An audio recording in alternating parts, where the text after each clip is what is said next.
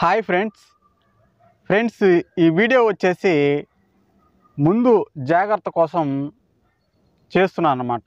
మీరు కానీ ఈ ఎలక్ట్రీషియన్స్ కానీ ఎవరైనా కూడా ఎలక్ట్రీషియన్స్కి అయితే ఈ పాయింట్ నేను చెప్పే పాయింట్ అయితే తెలుసుంటుంది.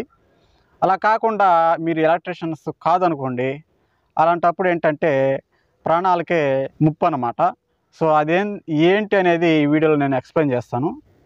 సో మనం లేట్ చేయకుండా టాపిక్లోకి అయితే వెళ్ళిపోదాం.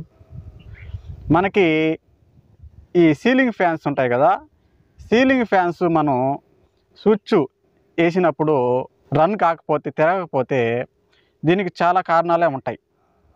లైక్ మనకేంటంటే వైరింగ్లో ఏమన్నా ప్రాబ్లం ఉంటే తిరగకపోవచ్చు.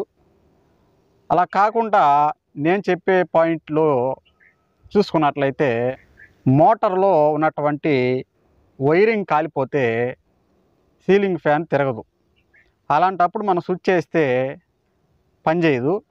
అయితే ఆ సందర్భంలో సప్లై అనేది బాడీకి వచ్చేస్తుంది. స్విచ్ వేస్తే తిరగలేదని చెప్పేసి కొంతమంది ఏంటంటే సీలింగ్ ఫ్యాన్ని చేత్తో తిప్పుతూ ఉంటారు.